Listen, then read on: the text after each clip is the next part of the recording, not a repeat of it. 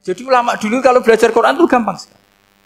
Saya berkali-kali cerita, yang kitab saya baca di rektorat namanya Syajaratul Ma'arif. Itu kalau cerita bikin judul itu enak sekali. Babuna fil ibad bikullil bilad. Bab seseorang di mana saja hidupnya harus bermanfaat. Terus dalilnya itu hanya mengutip makalahnya Nabi Isa, wa ja'alani mubarakan ainama kuntu. Ciri utama seorang nabi apa? Saya di mana-mana adanya berkahi orang lain. Jadi berkah bagi orang lain. Maksudnya tidak jadi problem bagi orang lain. Artinya kamu hidup entah di Jogja seperti Pak Ono orang Jember, saya orang Rembang. Hidup di Jogja manfaat, di Jember ya manfaat, di mana-mana manfaat. Saya pernah di Korea seminggu ya manfaat. Saudara kita TKI yang di Korea ya manfaat, di sana bikin masjid, bikin apa. Karena ngendikane Allah menceritakan Nabi Isa siapa? Wa ja'alani mubarakan ainama kuntu. Saya adalah orang yang di mana-mana berkah. Artinya manusia eksistensinya harus seperti itu, hidup di mana saja berkah. Gampang sekali, Mas. Assalamualaikum warahmatullahi wabarakatuh. Bismillahirrahmanirrahim. Rabbi shrah li sadri wa yassir li amri wahlul 'uqdatam min lisani yafqahu qawli. Allahumma shalli wa sallim wa barik ala sayyidina Maulana Muhammadin wa ala alihi wa sahbihi ajmain amma ba'du. Terus sesuai janji saya untuk menghormati UI, saya tadi sudah matur sama Pak On juga sama direktorat. UI adalah kampus yang didirikan oleh para ulama, para profesor, sehingga sudah seharusnya setiap makalah ilmiah itu ada referensinya, ada marojeknya. Dan yang dipakai di seluruh dunia, di semuanya, untuk ulumul Quran itu yang paling pokok pakai kitab Al-Itqan. Al-Itqan fi ulumil Quran, karangannya Imam Suyuti. Sebelum saya terangkan teks persisnya, itu ada sekian problem dalam memahami Quran, terutama kalau lewat terjemah. Problem itu bisa gawat, gawat betul, bukan gawat-gawatan tapi gawat betul. Misalnya ada ayat begini dan terjemahnya pasti begini. Fa'ainama tuwallu fasamma wajibah. Kamu menghadap mana saja, di arah manapun, di sana ada ridhonya Allah. Itu kalau hanya pakai terjemah, tentu menjadikan kita sholat bisa menghadap ke timur, ke barat, ke utara, dan ke apa? Selatan. Saya cerita sedikit tentang asbabun nuzul. Memang tema sekarang tentang asbabun nuzul. Dulu Rasulullah SAW ketika di Mekah itu sholat menghadap Ka'bah. Tapi setelah pindah di Madinah, di mana Madinah itu ada komunitas Yahudi dan Nasrani, Rasulullah itu menghadap ke Baitul Maqdis, kira-kira 16 bulan. 16 sampai 17 bulan. Semua riwayat itu kisarannya hanya 16 sampai berapa? 17 bulan. Sehingga orang Yahudi itu bilang begini, Muhammad ini baiklah, meskipun dia membawa agama baru, tapi kiblatnya masih ikut kita, masih baik kan. Setelah 16 bulan, Nabi diperintahkan Allah untuk menghadap ke Ka'bah. Awal liwajaka syatral masjidil haram. Maka orang Yahudi itu berontak. Berontaknya adalah kiblat mereka ditinggalkan. Cara berpikir orang Yahudi itu kiblat mereka ditinggal. Sehingga mereka bilang mawallahum an qiblatihim allati kanu 'alaiha. Apa yang menjadikan umat Islam berpaling dari kiblat Baitul Maqdis? Kemudian mereka provokatif betul. Ini perlu diperjelas. Provokatif. Bilang begini. Inna Muhammadan tahayyara fi din. Muhammad ini bingung dalam beragama. Sehingga habis ngomong A, ngomong B. Habis kiblat Ka'bah, kiblat Baitul Maqdis. Sehingga dalam banyak tarikh disebutkan peristiwa kiblat itu terbanyak melahirkan orang murtad. Orang yang keluar dari Islam. Gara-gara provokasi orang Yahudi, Muhammad tahayyara fi din. Muhammad itu bingung dalam menentukan pilihan apa? Beragama. Kemudian walhasil singkat cerita akhirnya Nabi itu madhep Ka'bah. Apa yang terjadi mukjizat itu adalah bahwa agama ini agama yang mewakili semua agama sebelumnya yang masih orisinil.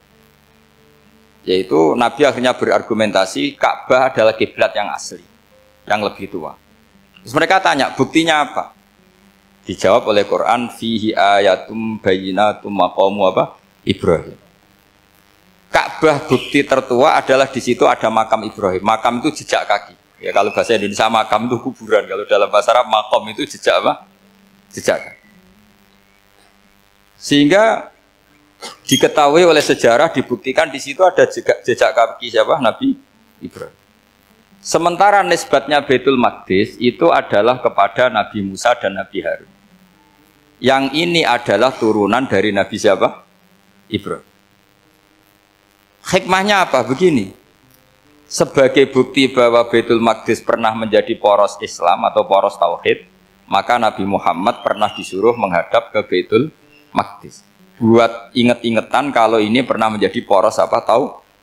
Tapi tetap tua-tuaan masih tua apa? Nah, kenapa tua Ka'bah tadi? Karena Ibrahim adalah Abul Anbiya, bapak dari para. Dan di situ ada jejak kakinya. Fihi ayatum bayinatum maqam. Bukti itu belum cukup. Dibuktikan lagi bahwa Ismail kecil itu hidupnya di Ka'bah. Kita tahu sa'i bainas Safa wal Marwah adalah karena Siti Hajar sedang mencari apa? Air. Jadi ada bukti sekian, bukti empirik bahwa Ibrahim itu kiblatnya itu Ka'bah, bukan Baitul Maqdis. Sehingga ada kata-kata fihi ayatum bayinatum maqamu Ibrahim. Nah, tanpa ngerti asbabun nuzul, kamu akan mengartikan fa'i nama tuwal fasam mawajwa itu salah. Karena di situ kamu menghadap mana saja, maka di situ ada ridhonya Allah. Maka para ulama memberi catatan, maksudnya begini, kamu menghadap kemana saja, asal itu yang diperintahkan Allah, maka di situ ada ridhonya Allah.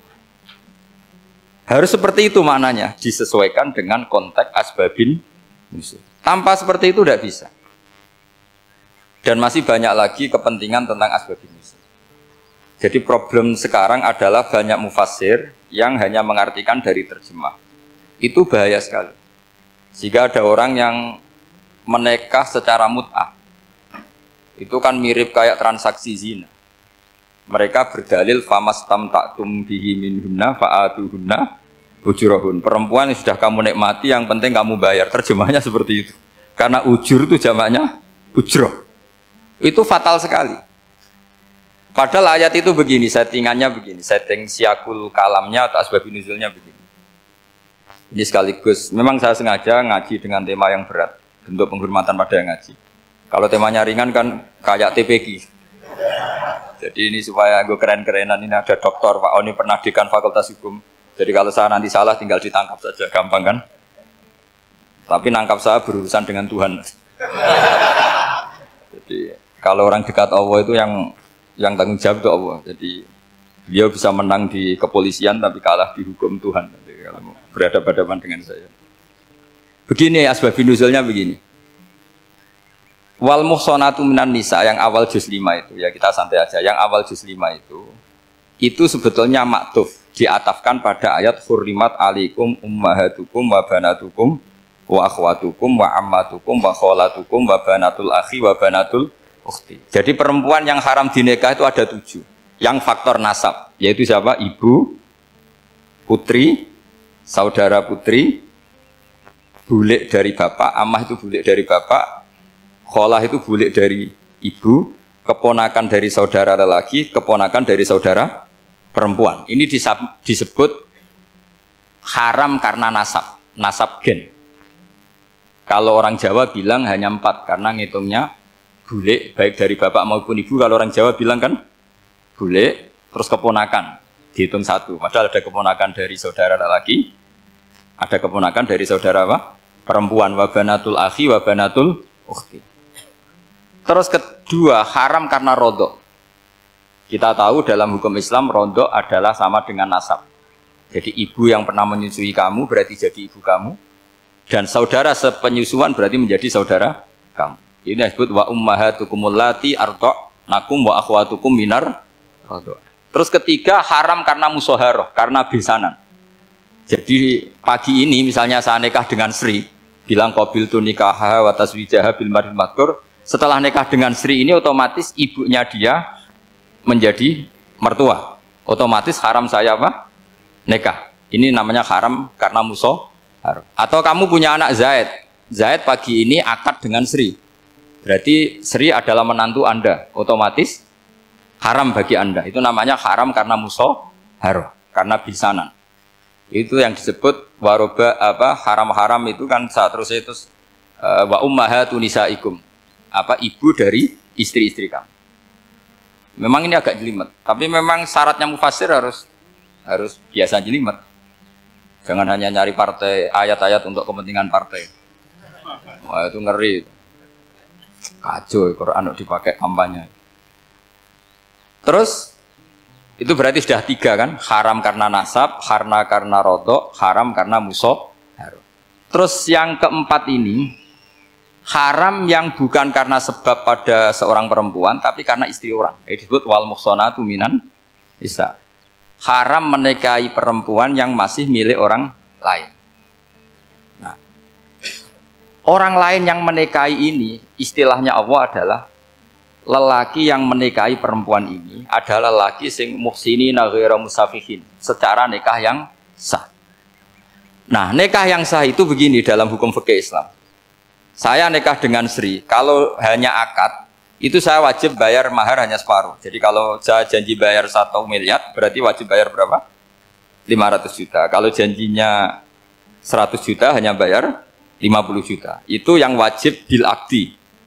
Nanti wajib sepenuhnya nunggu bil jima. Kalau sudah hubungan intim, baru wajib 100%. Jadi kalau ada di Jawa, nikah dengan seperangkat alat sholat, itu yang atasannya tok, itu wajib karena akad. Nanti bawahnya nunggu setelah hubungan apa? Intim. Nah, ini hukum Quran, bukan hukum saya. Makanya kan wa in talaqtumuhunna min qabli an tamassuhunna, saat terus fanis suma faradtum. Hanya wajib bayar setengah. Nah, perempuan yang sudah diajak hubungan intim itu kata Allah fa'atuhunna ujurahun, maka wajib kamu bayar penuh. Jadi ayat itu tentang perempuan yang sudah dinikah, kita harus bayar berapa? Harus bayar penuh. Ini penting saya utarakan. Nah, problem kita sebagai orang Indonesia, ini juga problem Pak On, problem semua kiai. Mahar di Indonesia itu nggak bisa dibahas di Quran. Karena keterlaluan, kecilnya itu keterlaluan. Saya ini kan kiai, sering ngakatkan tuh sampai bosen, seperangkat alat sholat. Itu ngawur sekali, ini mbak-mbak harus nggak mau gitu. Saya provokasi minimal itu ya berapa? 100 juta berapa? Pantasnya berapa? Pantasnya berapa? 10 gram itu berapa nilainya? Kan 1 gram 500.000, baru 5. Ya sudah mendingan itu 10 gram. Quran itu bayangannya gini, sambil latihan, yang hafal-hafal biar latihan. Jangan dapat beasiswa karena hafal tapi nggak jelas juntrungannya. Quran tuh bayangannya gini, ini nggak mungkin Quran ini bisa dibaca di Jawa. Wa in aradtum istibdala zaujim makana zauji wa ataitum ihdahunna qintaran fala ta'khudhu minhu syai'a. Jika kamu nikah sama seorang perempuan, kemudian kamu cerai, maka mahar yang sudah kamu berikan jangan ambil lagi. Karena mahar di Arab itu mahal, 100 juta, kadang mobil Alphard, kadang GMC. Sehingga setelah menceraikan tuh kebayang narik. Kok enak, dulu saya memberikan itu kan karena dapat servisnya, sekarang sudah saya cerai, saya tarik. Kalau mahar di Indonesia kan seperangkat alat sholat. Jadi gak kebayang ada kalimat fala ta'khudhu minhu syai'a, jangan ambil lagi. Kebayang ngambil aja enggak? Apalagi kalau nikahnya sudah 2 tahun kan sudah lusuh, sudah. Tapi kalau di Arab itu kebayang karena mahal. Makanya orang Arab suka nikah orang Indonesia karena murah. Jadi bahasa kintoron tuh harta yang enggak ternilai. Wa ataitum ihdahunna kintoron, yang enggak ternilai, mahal betul. Itu pernah saya hitung, ada yang mahar itu 400 juta, ya sekira segitu. Nah makanya setelah dicerai, Allah memperingatkan setelah kamu kasihkan, ya jangan minta lagi. Kenapa kepikiran minta? Karena jumlahnya besar. Kalau di Indonesia kepikiran enggak minta, enggak kepikiran, saking kecilnya.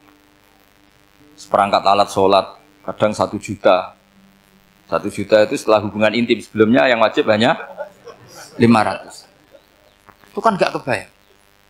Makanya susah ngartikan Quran di Indonesia, kadang susah karena kadang terlalu. Itu pernah Sayyidina Umar radhiyallahu anhu pernah bilang begini, wahai para perempuan, mahar itu jangan mahal-mahal, kasihan para lelaki. Itu ada perempuan alimah ya, orangnya alim betul. Meskipun gak pernah sekolah di UI, tapi alim gitu. Itu usul langsung gini, ya Amirul Mukminin, laisa dzalika laka ya Amirul Mukminin. Waqad qala ta'ala wa ataitum ihdahunna qintaran. Kamu hanya seorang Amirul Mukminin, tidak berhak bikin aturan pembatasan mahar. Allah saja tidak batasi. Kenapa kamu batasi? Sehingga dulu yang namanya nikahnya Sulaiman Agung atau Jamaluddin siapa Ratu Agung, kalau hadiah ya sampai tas mahal itu. Ini kan dari bahasa Arab mumtaz mahal. Mumtaz itu istimewa, mahal itu tempat. Dia punya istri yang sangat dicintai, dikasih hadiah mumtaz mahal. Terus ilat Jawa jadi apa? Tas mahal. Itu sama Mujid Ulil Albab kalah. Itu kalau cerai kan kepikiran minta lagi. Dikasihkan yang baru. Tapi kalau di Indonesia tidak mungkin karena apa tadi? Seperangkat alat sholat. Begitu nyari yang murah lagi. Yang bagus kitanya, bungkusnya yang bagus. Nah, maka nggak mungkin kita maknani Quran tanpa mengenal yang bernama asbabin. Karena makna ayat itu bisa kacau kalau kita tidak tahu asbabin. Yaitu kayak tadi makna fa'ina matuwalu fasamma wajhu. Itu maknanya kan kamu menghadap mana saja, boleh saja di sana ada ridhonya Allah. Berarti kan bisa ke timur, ke selatan, ke utara, ke barat. Itu bahaya betul. Sehingga kata ulama harus mengkaji asbabin supaya porsi ayat ini sampai semana jauhnya itu kita tahu. Tanpa tahu itu tidak bisa. Begitu juga menyangkut kiblat. Sekarang saya tanya, kemarin kan ramai dulu di Kemenak, kiblat semuanya diukur dengan GPS, terus beberapa masjid dikomentari salah karena diukur pakai apa? GPS. Kalau dalam bahasa falak disebut yaumarosdil kiblat. Memang bisa diilmoni. Tapi pertanyaannya begini, dari awal Allah ngendikan fawali wajhaka syatral masjidil haram. Kamu yang penting sholat itu menghadap masjid. Masjid itu ya bangunan. Sehingga kata Ibnu Abbas yang diriwayatkan banyak ulama mengatakan al-Ka'bah kiblatun li ahlil masjid wal masjid kiblatun li ahlil haram wal haram kiblatun li ahlil masyriq wal maghrib. Jadi kalau orang di dalam masjid kiblatnya harus Ka'bah. Di luar masjid kiblatnya asal bangunan Masjid Haram.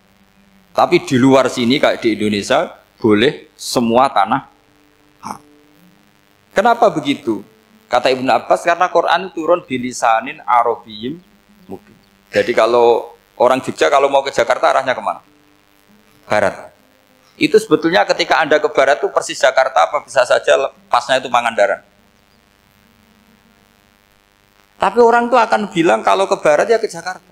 Meskipun presisi Anda tepatnya di Pangandaran. Nah kiblat seperti itu, asal orang menghadap ke barat itu orang sudah bilang ke kiblat. Nggak usah sedetail misalnya harus pas Ka'bah. Saya pernah debat sama tim ahli Kemenak. Nggak bisa Gus, sekarang ada GPS harus tepat Ka'bah. Terus saya bilang gini, kalau teori Anda benar, berarti semua masjid luasnya maksimal 16 meter. Ka'bah itu luasnya hanya 16 meter. Berarti Masjid Ulil Albab yang pojok sana sama pojok sana, kira-kira itu ya sudah tidak kena Ka'bah. Kalau harus tepat, Ka'bah itu kan diameternya hanya 16 sampai 18 kalau nggak salah. Berarti semua masjid kalau ingin tepat Ka'bah harus pas 16. Kalau terlalu luas pilihannya harus cekung. Kan jadi aneh. Makanya saya itu sering Pak On, dulu saya ini biasa debat fikih. Kalau di tradisi pesantren namanya Basul Masail. Saya punya teman yang paling kurang ajar, yang paling saya kenang dalam sepanjang sejarah. Dulu itu kalau debat fikih itu ya seru. Kalau aturan fikih kan gini, soft paling baik itu kan soft pertama. Baru kedua, baru ketiga. Yang paling keren kan soft awal, soft. Terus teman saya bilang gini Pak, ya kalau gitu gini aja Gus, desain masjid itu memanjang utara selatan. Biar semuanya soft awal. Gara-gara didesain begini kan ada soft 2, soft 3. Apa susahnya kita bikin mulai awal supaya masjid itu memanjang utara apa? Selatan. Supaya semuanya soft awal. Ya kalau ada hukum ya diimplementasikan dalam desain bangunan katanya. Jadi itu kan kacau. Terus akhirnya saya jawab, lalu setelah begitu yang paling afdol siapa? Yang dekat imam. Ya sudah, bikin cekong saja kalau gitu. Artinya gini ya, beragama itu yang sehat. Jadi beragama itu berdasar riwayat. Berdasar riwayat, pernah ada ulama yang ngitung Madinah menghadap Ka'bah itu ya tidak pas. Pernah dihitung pakai GPS. Kiblat Madinah ke Ka'bah itu ya tidak pas. Tidak seperti yang pernah dianjurkan Kemenak. Karena apa? Agama ini ngikuti bilisanin arabiyyin Mungkin seperti jenengan gini. Semua ini istilahnya apa? Menghadap Gus Bah. Padahal ada yang agak sana, agak sana. Semuanya ngaji sama siapa Gus Bah? Ya sudah. Istilahnya bertatap muka. Memangnya kita benturan. Ini bahasa. Jadi seperti ini semua namanya apa? Berhadap. Padahal ada yang agak samping, agak samping. Ka'bah juga gitu. Sebenarnya tidak se-ekstrim yang dibayangkan orang-orang. Cuma kalau bisa tepat, ya kita harus tepat. Tapi tetap saja tidak perlu 16 apa? Meter. Nah, fa'aina ma tuwallu fatamma wajhuhu itu artinya menghadap. Menghadap itu menghadap arah. Makanya Allah tidak dawuh fawalli wajhaka nahwal Ka'bah, tapi fawalli wajhaka syatrul Masjidil Haram. Jadi ini penting saya utarakan supaya kita familiar dengan istilah-istilah Quran. Istilah Quran itu gampang sebenarnya. Kalau kita kaji itu gampang. Problem kita tidak pernah mengkaji. Jadi semuanya asing. Kalau kita mengkaji itu gampang sekali. Saya punya sekian cerita betapa pentingnya mengkaji Quran. Harun ar-Rasyid itu dinasti Bani Abbasiyah. Itu pinter sekali. Ada seorang ustadz yang agak ekstrim. Itu datang ke Harun ar-Rasyid. Ya Amirul Mukminin, inni nasihun laka famusaddidun alaika. Fala tajidanna alayya fi nafsika syai'an. Saya mau nasihati kamu, tapi saya mohon jangan masukkan hati. Karena nasihat ini penting. Tapi saya akan keras, vulgar. Akan keras, kritik saya akan keras. Karena Anda sebagai Amirul Mukminin tidak pecus. Apa kata Amirul Mukminin Harun ar-Rasyid? Uskut ya Ustadz. Sebagai riwayat uskut ya jahil. Kamu itu Ustadz bodoh, tidak usah banyak omong. Terus kita, kenapa saya bodoh? Terus dibacakan ayat faqula lahu qaulal layyina la'allahu yatadzakkaru aw yakhsha. Inna Allaha ta'ala qad arsala man huwa khairun minka ila man huwa syarrun minni. Wa ma'a dzalika qala ta'ala faqula lahu qaulal layyina. Allah pernah menugaskan seorang yang lebih baik ketimbang kamu, yaitu Musa dan Harun. Musa dan Harun adalah seorang nabi. Kepada orang yang lebih buruk ketimbang saya, yaitu Fir'aun. Itu saja etikanya faqula lahu qaulal layyina. Kamu kalau ngomong yang halus, yang baik, yang berperadaban, kok kamu sama saya mau kasar? Akhirnya ustadznya ternyata pinter kamu, ya pinter aku. Jadi semudah itu. Allah itu menugaskan orang yang lebih baik ketimbang kamu, yaitu Nabi Musa, kepada orang yang lebih buruk ketimbang saya, yaitu Fir'aun. Itu saja ada etikanya. Kok kamu sama saya mau tambah etika? Mau main kasar hanya karena kamu merasa nasihat Anda benar? Jadi gampang sekali memahami Quran. Tapi lagi-lagi memang bagi ahlinya. Tapi ini saya bantu supaya sampean jadi ahli apa? Quran. Meskipun ngajinya sebulan sekali. Sudah sebulan sekali tidak punya kitabnya. Sudah. Jadi ulama dulu kalau belajar Quran itu gampang sekali. Saya berkali-kali cerita. Yang kitab saya baca di rektorat namanya Syajaratul Ma'arif. Itu kalau cerita bikin judul itu enak sekali. Babuna fil ibad bikullil bilad. Bab seseorang di mana saja hidupnya harus bermanfaat.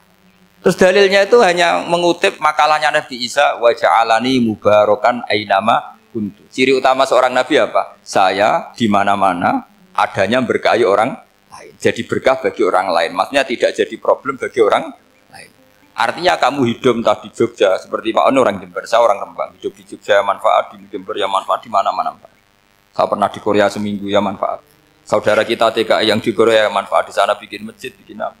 Karena ngendikane Allah menceritakan Nabi Isa siapa? Wa ja'alani mubarakan ainama kuntu. Saya adalah orang yang di mana-mana berkah. Artinya manusia eksistensinya harus seperti itu, hidup di mana saja berkah. Gampang sekali memahami. Pernah Imam Syafi'i ditanya, kalau kamu nggak kehilangan air atau nggak ada air di satu daerah, cari-cari dulu sampai nggak ketemu. Setelah nggak ketemu air, baru kamu boleh tayamum. Imam Syafi'i ditanya, apa dalilnya harus mencari dulu? Kalau nggak ada air ya langsung tayamum saja. Kenapa harus nyari-nyari dulu? Jawabnya Imam Syafi'i itu gampang sekali. Qala ta'ala falam tajidu ma'an. Kemudian kamu tidak menemukan air. Di mana-mana tidak menemukan setelah mencari. Kalau belum mencari namanya tidak tahu. Kan ayatnya kan falam tajidu ma'an. Kemudian kamu tidak menemukan air. Tidak menemukan tuh nyari dulu apa langsung ambil sikap? Nyari dulu baru kesimpulannya tidak ketemu. Kalau belum pernah nyari namanya tidak tahu. Segampang itu lama dulu memahami Quran karena konstruksinya utuh. Yaitu mereka tahu betul bahwa Quran itu bilisanin Arabiyim ketika Futuhat Syam. Syam dulu itu dikuasai tentara Romawi. Era Sayyidina Umar Futuhat. Yerusalem dikuasai tentara Islam. Itu awal Sayyidina siapa? Umar radhiyallahu anhu. Ketika Futuhat mau ada pesta besar-besaran. Tapi Umar menolak. Ketika menolak, kenapa Anda menolak? Beliau hanya baca ayat Innallaha ta'ala ayyara qauman faqala adhabtum thayyibatikum fi hayatikumud dunya. Allah itu mengkritik satu komunitas kaum yang zaman di dunia menghabiskan semua kenikmatan. Maka kita tidak perlu syukuran besar-besaran. Jangan-jangan jatah kita di akhirat kita habiskan di dunia. Itu adhabtum thayyibatikum fi hayatikumud. Semudah itu. Semudah itu ulama. Rasulullah pernah dahar, pernah makan. Makan karena 3 hari gak makan, cara di Indonesia gak makan nasi, gak makan daging, sudah lama sekali. 3 hari Nabi itu hanya makan kurma dan air putih. Pernah Nabi gak makan roti sampai 3 hari. Kalau Indonesia mungkin gak makan nasi. Di hari ketiga, ada sahabat yang berbaik hati, Nabi disembelihkan kambing, dipotongkan kambing, Nabi disuruh dahar. Itu baru dahar setengah piring, Nabi berhenti. Ketika ditanya, setengah piring itu kan sudah kuat untuk sholat, untuk apa sudah kuat. Ditanya, ya Rasulullah kenapa berhenti? Bukankah engkau tidak makan ini 3 hari? Nabi menjawab, walatus alunna yauma idzin anin naim. Semua nikmat yang saya rasakan nanti ada pertanggungjawabannya. Makanya saya tidak ingin banyak-banyak. Wah itu kalau diterapkan di sini nggak populer. Makanya saya tahu gayanya ngaji Quran itu nggak siap dengan konsep-konsep Quran ini. Jadi segampang itu orang dulu. Nah karena apa ya itu tadi? Mereka tahu asbabun nuzul. Quran itu diturunkan dalam konteks apa? Lafat ini arahnya kayak apa? Mutlak muqayyadnya kayak apa? Muhkam mutasabihnya kayak apa? Nasah mansuhnya kayak apa? Nah sedikit saya cerita ini mungkin contoh terakhir supaya agak lama-lama, nanti bingung kalau lama. Yang bingung ya saya. Bingung cara memahamkan. Jadi kalau guru itu kan bingung cara memahamkan, kalau murid bingung cara memahami. Gak tahu tingkat kebingungannya sama. Kalau guru itu bingung cara memahamkan, kalau murid bingung cara. Jadi ini pertemuan 2 kelompok bingung. Yang satu bingung cara memahamkan, yang satu bingung cara. Kalau orang ekstremis bingung cara merusak suasana, itu gak bener itu. Ada loh. Rasulullah itu Nabi, itu paling pusing yang ngadepi orang-orang yang ekstrim. Karena apa? Cara berpikir itu lompatannya itu nggak tertib. Jadi Nabi itu cara berpikir itu kecerdasan nubuah. Sementara orang ekstrim cara berpikir itu kecerdasan nafsu, bukan kecerdasan manusia. Kalau manusia masih baik nafsu. Misalnya begini, kalau dalam tradisi nubuah itu, saya dengan Pak Anu berteman lama, mulai tahun 2000 berapa. Itu kalau Pak Anu bertamu ke saya, harusnya tidak usah tak kasih makan. Karena sudah dekat.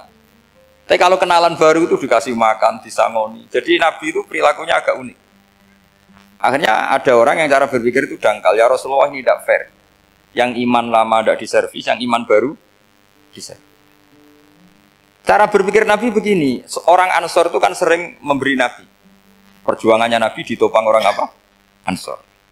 Donatur lah, kira-kira orang Ansor itu donatur. Donatur itu keren. Karena donatur itu artinya al-yadul ulya khairum minal yadis. Sehingga ketika Nabi sudah menguasai negara, menguasai Mekah Madinah, sudah futuhat, itu orang Ansor tetap nggak diservis. Yang diservis Nabi itu orang-orang baru masuk Islam, disebut wal mu'allafati qulubuhum atau Islam mu'allaf.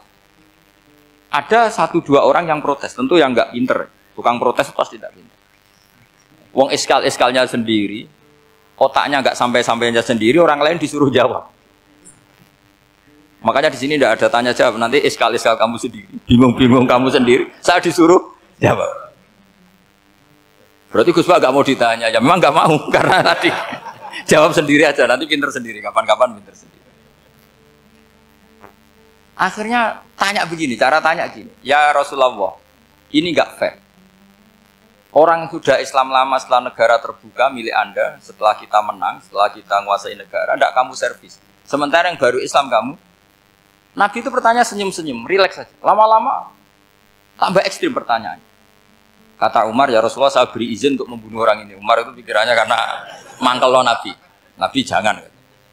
Kalau kamu bunuh nanti apa kata orang banyak? Inna Muhammad dan yaktulu ashabah. Dikira Muhammad membunuh sahabatnya sendiri. Nabi masih mendengar, komplainnya masih dengar. Lama-lama Nabi memberi penjelasan. Kamu ini orang Ansor. Kamu biasa memberi saya, memberi dana perjuangan. Memberi itu hebat. Saya tidak ingin menurunkan grade Anda. Grade sebagai pemberi, berarti kelasnya elit. Sekarang menjadi penerima. Itu tidak bagus. Itu betapa Rasul ini namanya kecerdasan nubuah. Kalau orang biasa memberi, biar memberi saja. Supaya dia tetap heroik, tetap patriotik, tetap keren. Karena mentalnya jangan sampai dari mental memberi, kemudian mentalnya peminta. Jadi kalau Pak On jadi tim suksesnya Pak Jokowi itu ya tidak minta-minta. Kalau dulu kampanye ya kampanye saja. Biar memberi terus nggak pernah minta. Meskipun akhirnya ya gelong. Tapi Nabi dulu tidak gitu. Jadi orang Ansor itu nggak pernah diservis. Padahal jasanya kayak gitu. Supaya kelasnya tetap kelas elit, yaitu pemberi, penanggung jawab. Nabi nggak ingin orang Ansor turun grade menjadi penerima. Orang-orang yang cerdas nubuah menerima konsep Nabi seperti itu. Lo tanya sama Pak On, saya dadani terjemahan UI itu puluhan tahun sama Pak. Itu beliau ke kontrakan saya ke rumah beliau. Itu tidak pernah berharap apa. Saya sangat tertutup. Bukan apa-apa ya, kalau ingin memberi saja. Kontribusi saya pada Al-Quran. Saya tidak kepikiran mendapat. Supaya heroik. Tapi orang-orang yang cerdas amatir tadi, ini nggak fair. Wong yang memberi lama kok dapat servis sedikit. Nah, sekarang itu problem zaman akhir sudah mulai seperti itu. Nah, orang ini namanya Dzul Khuwaisirah. Ini yang nanti punya anak turun Khawarid. Khawarid itu orang yang ibadahnya hebat, tapi cara berpikir tentang nubuah salah. Nah, orang lagi Khawarid itu orang yang ibadahnya hebat, tapi cara berpikir nubuah salah. Nubuah itu unik. Nubuah itu cara berpikir tadi. Apa ya? Melihat sesuatu yang benar biar benar terus gitu. Yaitu tadi, mental memberi itu ya biar memberi terus, tidak usah di-share. Maka ketika Abu Bakar jadi Khalifatul Rasulillah, itu ada sistem kepegawaian. Itu gajinya Umar yang sudah Islam lama, gajinya Abu Bakar yang sudah Islam lama. Itu sama Abu Sufyan sama, padahal Islamnya Abu Sufyan baru setelah Fatih Mekah, kira-kira baru setahun. Terus diprotes sama orang-orang, ini Islam lama kok gajinya sama Islam yang baru setahun kok sama. Kata Abu Bakar, Fadha'iluhum indallah. Mereka punya kelebihan Islam lama itu indallah. Nanti balasannya biar surga. Kalau di dunia sesuai profesinya. Artinya profesi kalau penjaga kantor ya berapa, kalau dosen berapa, pokoknya ya sudah. Dan itu diterima oleh sahabat. Semuanya nerima konsep itu. Era Umar agak dibalik. Abu Sufyan kira-kira gajinya 1 juta, yang lainnya yang menangi Nabi mulai awal gajinya 10 juta. Ditanya, ya Umar, kenapa ini jadi rubah seperti kebijakan Abu Bakar, tidak seperti Abu Bakar? Jawabnya Umar lucu. Fawwah la usawwi baina man qatala Rasulullah wa baina man qatala ma'a Rasulillah. Demi Allah saya tidak akan pernah menyamakan orang yang dulu merangi Rasulullah yaitu Abu Sufyan dengan orang sing selawase dari Rasulullah yaitu Sayyidina Ali dan sebagainya. Ini penting. Artinya ketika gajinya orang saya seperti Ali radhiyallahu anhu itu tinggi itu bukan karena lamanya Islam, tapi karena lamanya iman. Jadi mulai dulu ijtihad itu ada dan dulu dia biasa saja. Karena tadi ada kecerdasan nubuah. Saya ulang lagi, ada kecerdasan apa? Sekarang itu kecerdasan tomak atau kecerdasan nafsu. Itu kalau sampai ngaji kitab tasawuf, itu bab bakhil itu tidak ada. Menurut kitab tasawuf, medit itu tidak ada, kikir itu tidak ada. Yang ada itu tomak. Tomak itu berharap dikasih orang lain. Sampean pernah nggak bilang kalau artis-artis di Jakarta kikir? Tidak pernah kan? Karena kamu tidak pernah ingin diberi. Tapi kalau kamu punya pacar karena kenal tidak pernah ditraktir, oh pacar saya kikir. Karena kamu ingin diberi. Pernah nggak kamu ngukumi orang lain kikir yang nggak kenal? Padahal tidak pernah memberi kamu. Apa kak? Karena kamu tidak pernah ini. Coba sekarang kamu saya tanya, ini latihan cerdas. Definisi kikir itu apa coba? Nggak pernah memberi kamu kan? Artis-artis Jakarta, tokoh-tokoh nasional pernah nggak memberi kamu? Enggak kan? Tapi enggak pernah kamu vonis kikir. Karena kamu enggak pernah tomak. Tapi pacar kamu, kok amin ditraktir terus? Atau istri kamu, atau mertua kamu, kok enggak ngasih warisan, kamu bilang kikir enggak? Sebabnya kikir betul apa karena kamu tomak, berharap? Tomak. Maka di kitab tasawuf itu enggak ada bab kikir, yang ada bab tomak. Karena asal-usul menvonis orang kikir itu karena tamak. Maka jangan banyak kenal orang, nanti banyak hukum kamu kan gitu. Sombong juga gitu, di tasawuf itu nggak ada bab sombong. Karena orang hukumi orang lain sombong itu karena kamu ingin dihormati. Ada orang nggak kenal, terus lewat saja nggak tanya kamu bilang sombong enggak kan? Tapi kalau kenal, oh sombong betul, kenal nggak tanya kan gitu. Jadi tasawuf itu sisi unik dari khazanah Islam. Makanya di tasawuf itu nggak ada kritik terhadap kikir. Ya tentu kikir itu buruk, pasti ya kikir itu buruk. Tapi nggak perlu dikritik. Jangan-jangan yang salah kamu. Mau kenal Pak On di PPAI terus ingin jadi sekretarisnya, terus ingin kenal Pak Jokowi ingin jadi menterinya, nanti kenal rektor ingin jadi pegawainya. Ketika gak diturutin bilang Pak Rektor kikir. Tapi orang lain ya kak pernah berharap, mungkin gak menvonis Pak Rektor atau Pak On ini kikir, enggak kan? Berarti vonis kikir itu status orang itu apa gak kesampaian niat kamu? Memang agak jelimet ilmu tasawuf itu, tapi itu unik, itu bagian dari khazanah apa? Islam. Makanya Rasulullah itu sering isti'adah minta perlindungan wa min toma'en fi ghairi matma'in. Ya Allah, saya tidak ingin berkeinginan yang tidak layak. Karena semua dunia ini dimulai dari keinginan. Coba kamu protes negara itu karena apa? Ingin makmur, sejahtera tanpa kerja, sehingga nyalakan menteri keuangan, menteri ini itu. Makanya kalau guyonannya ulama tasawuf begini, tak beri bocoran, guyonannya orang tasawuf. Begini guyonannya. Anta lam tajid min nafsika kullama turid. Fakaifa turidu min ghairika kullama turid. Kamu yang punya keinginan saja tidak bisa memenuhi apa yang kamu inginkan. Kenapa keinginan itu kamu timpakan ke orang lain untuk memenuhi kamu? Wong kamu yang punya keinginan saja tidak bisa mewujudkan. Kenapa keinginan Anda kamu timpakan, bebankan orang lain untuk memenuhi keinginan Anda?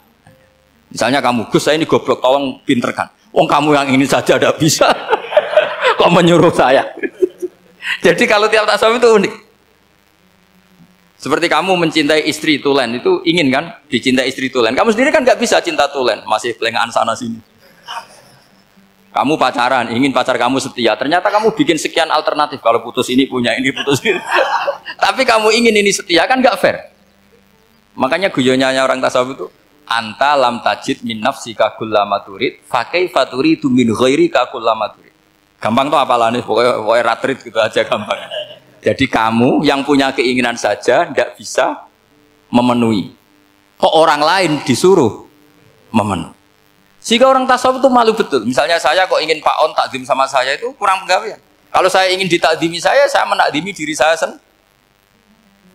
Makanya berbahagialah orang yang ngilu terus saya ganteng sendiri ya Allah.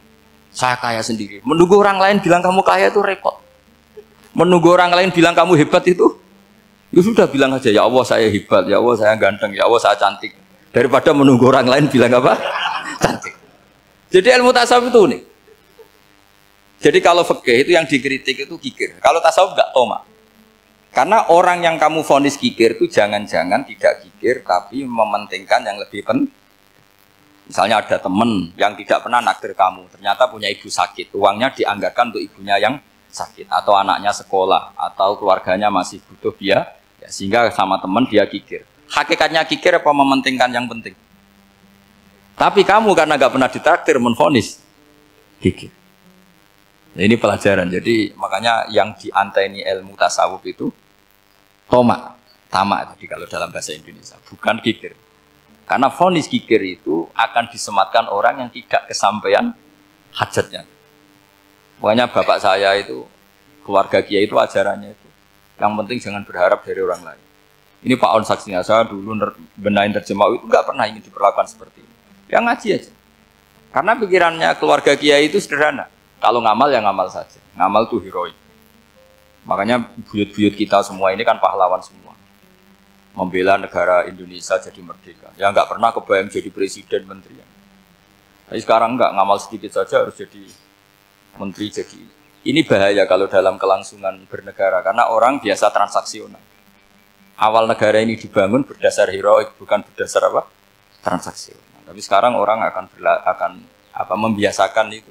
Apa-apa itu transaksional. Ini tidak bagus untuk kelangsungan bernegara. Apalagi kelangsungan beragama. Sehingga seperti saya ini masih punya desa-desa binaan di Sragen, di pedalaman Papua sekalipun. Saya punya santri banyak di Papua. Itu kalau cerita itu unik-unik. Itu mau Jumatan, itu nggak ada orang 40. sudah datang setengah 12, itu datangnya 3 jam, di situ mau ketemu santri 3. Semua, karena ya akhirnya mereka tanya gini Pak, pertanyaannya itu lucu, Gus, boleh nggak Jumatan orang 3? Secara fikih Syafi'i kan harus orang 4. Boleh. Kemudian mereka tak bilang buat sholat duhur saja, mereka nggak mau, wong Jumat kok duhur, harinya kan Jumat, masa sholatnya. Sehingga kita yang jadi kiai akhirnya nyari fikul madzhabil arba, nyari fikih madzhab 4. Ternyata Imam Malik membolehkan orang 6, ada yang bilang 12. Yang penting keceluk jamun itu kelompok. Kalau 3 kan belum keceluk apa? Belum disebut apa? Kelompok. Ini penting saya utarakan supaya kita berjuang itu bukan karena selfie seperti ini kayak di Ulil Albab, masjidnya keren, kampus swasta tertua, terus termasuk nomor 1-2 di Indonesia. Oke, kita syukur dengan kebesaran UI. Tapi yang namanya dakwah itu menjadikan orang tidak tahu menjadi tahu, termasuk kepada desa-desa tertinggi. Sama. Yang namanya menteri itu pembantu presiden untuk memenuhi kebutuhan rakyat banyak. Sekarang misalnya menteri pertaniannya itu hebat, cerdas, tapi petani nggak mau nandur padi, mau apa? Coba yang membantu ketahanan pangan itu para petani mau nanam padi apa karena menteri pertanian? Karena petani mau nanam. Ya sudah GR saja, kita pembantu presiden semua. Karena ikut menyumbangkan ketahanan pangan. Tapi kamu kan nggak digaji, kita keren, ngamal tanpa harap gaji. Ini penting. Supaya Anda itu nggak hati kecil gitu. Ikut menyumbang negara tanpa ingin dapat gaji. Keren nggak? Nah, itu nubuah. Apa? Nubuah. Orang Ansor itu seperti itu. Sehingga ketika Rasulullah wafat dan ada kompetisi kepemimpinan, itu orang Ansor gak ikut. Sudah kita makmum saja, silahkan dibagi di saking baiknya orang Ansor. Nah, makanya saya ulang lagi ya. Kecerdasan nubuah ini yang gak difahami orang Khawarij. Orang Khawarij cara berpikir yang kerja banyak harus dapat banyak. Sementara kecerdasan nubuah enggak. Yang biasa memberi terus memberi saja biar derajatnya tetap al-yadul ulya.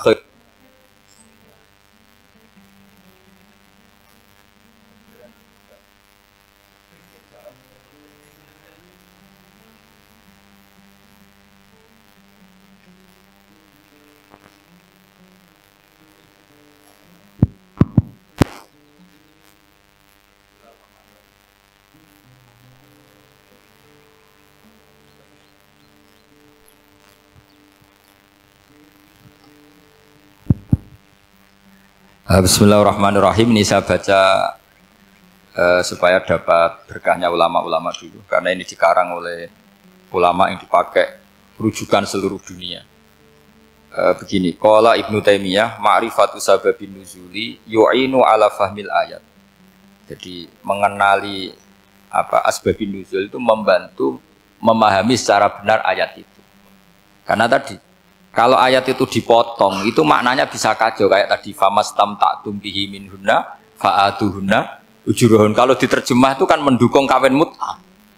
Kalau terjemahnya saja perempuan siapa saja yang pernah kamu nikmati, yang penting kamu bayar. Itu kan aliran sesat dan menyesatkan. Itu konteks asbabun nuzul tidak seperti itu. Perempuan yang sudah menjadi istri kamu, seorang lagi perempuan yang sudah menjadi istri kamu, jika sudah kamu hubungan intim, maka maharnya harus dibayar penuh. Tapi kalau belum hubungan intim, maharnya hanya wajib separuh. Fanisfu ma faradtum illa ayafuna aw ya'fu alladhi biyadihi uqdatun nikah. Tapi tadi kalau di Indonesia gimana Gus? Itu yang repotnya. Maharnya itu tadi mau kena atasan dan apa? Bawahan. Wah kacau kalau di Indonesia. Sehingga kita bingung kalau dalam logika Arab kan gitu. Bayangannya kalau cerai, kata Allah fala ta'khudhu minhu syai'an.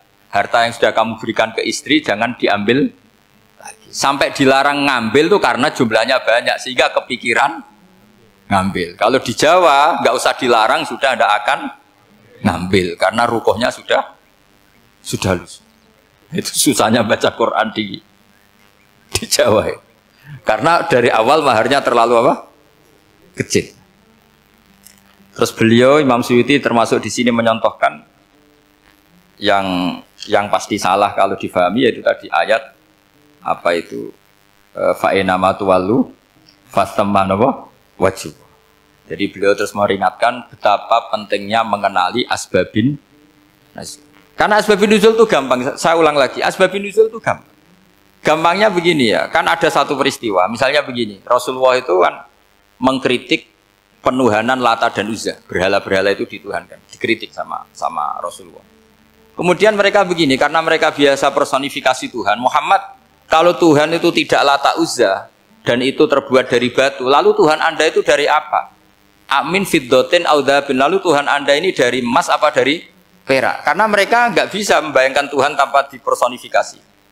Terus Allah menurunkan qul huwallahu ahad, Allahus somad, lam yalid wa lam yulad wa lam yakul lahu kufuwan ahad.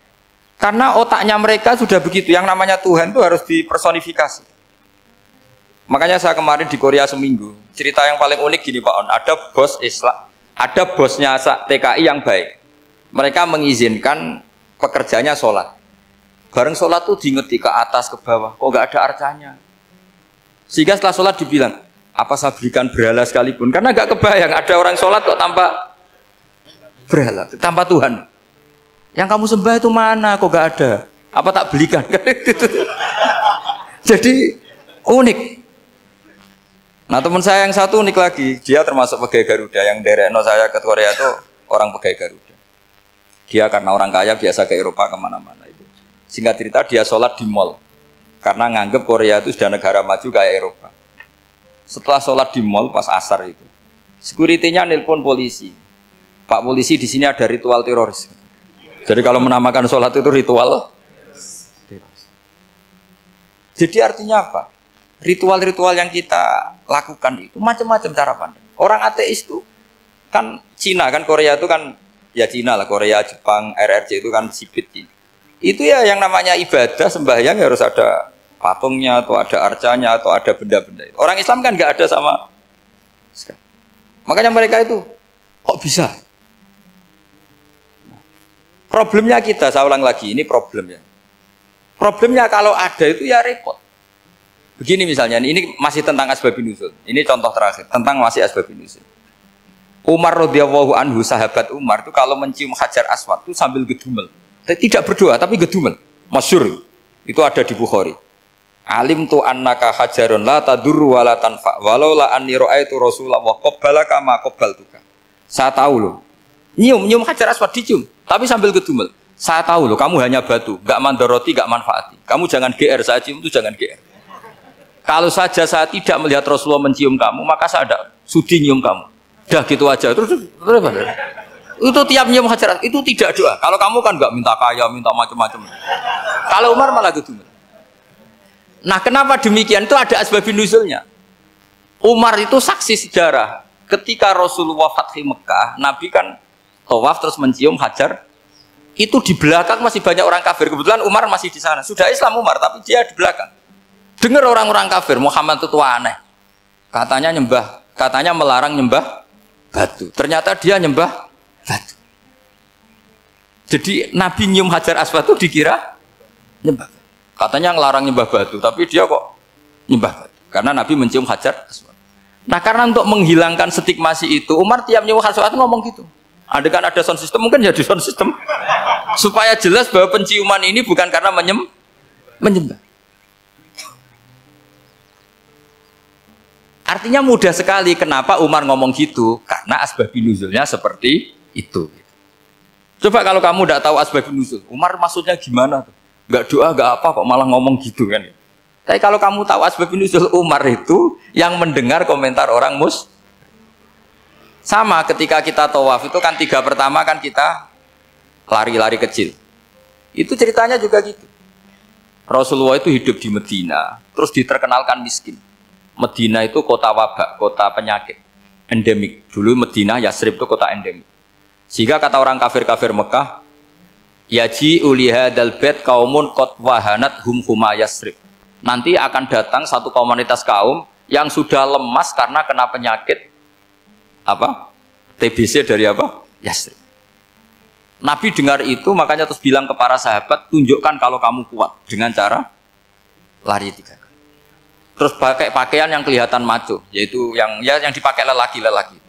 bahunya dikelihatan. Nah, setelah Rasulullah wafat, Umar menggantikan beliau setelah Abu Bakar. Umar bilang gini, sebetulnya tawaf seperti ini, yaitu lari pertama, 3 putaran pertama lari, dan memperlihatkan pundak seakan-akan orang maco, itu sudah nggak perlu. Karena alasan itu sudah tidak ada. Tapi ini tinggalan Rasulullah, maka jangan rubah, ya tetap seperti ini. Akhirnya meskipun sudah tidak ada alasan tadi menjawab stigmasi orang kafir, tetap tawaf seperti itu. Jadi memang agama itu unik. Kadang kita harus tahu alasannya, tapi alasan itu kalau menjadi mahatul hukmi, pijakan hukum sah. Misalnya kamu terus bilang gini, ya berarti tawaf sekarang bebas, gak perlu seperti itu. Kan alasan itu sudah tidak ada. Nah di sini pentingnya riwayat. Riwayat itu begini, logikanya sudah nggak ada, tapi kaifiyah itu, cara itu masih kita terus. Dan itu memang, saya ulang lagi, harus tahu asbabun nuzul. Saya beri contoh ya, misalnya, wa idza darabtum fil ardi falaysa 'alaikum junahun an taqsuru minas shalah. Terus ayat di mana? In khiftum ayyaftinakumul ladzina kafaru. Jika kamu pergi dalam keadaan takut ditangkap orang kafir atau takut diculik orang kafir, maka kamu boleh mengqasar salat. Itu jelas ada ayat in khiftum ayyaftinakumul ladzina kafaru. Jika kamu takut diculik orang kafir. Sehingga ketika ba'da Fathi Mekah, setelah Mekah dikuasai Islam, Umar tanya, ya Rasulullah, kenapa engkau masih sholat qasar? Bukankah kita sudah aman? Waqad qala ta'ala in khiftum ayyaftinakumul ladzina kafaru. Allah ngendikan boleh mengqasar itu kalau dalam kondisi takut. Waqad kunna fi amrin, sekarang kita sudah aman. Jawabannya Rasulullah itu unik.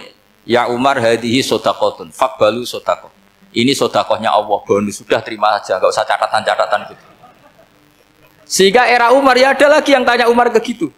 Terus kata Umar, sa'altu dzalika Rasulullah sallallahu alaihi wasallam faqala hadhihi shadaqatu wa faqbalu shadaqah. Sudah, ini bonus dari Allah, terima saja. Ini kan unik. Padahal kalau secara disiplin ilmu kan begini.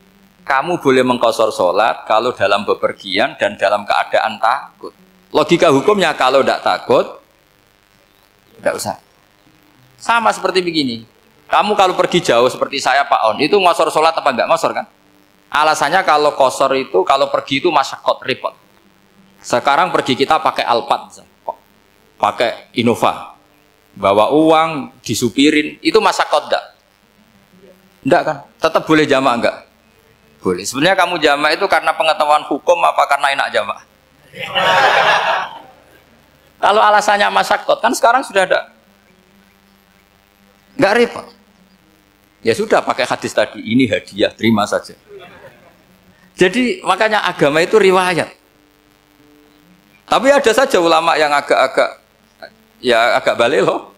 Agak balik gini, banyak juga ulama misalnya duwe gawe, ibunya sakit terus ribet jamak sholat.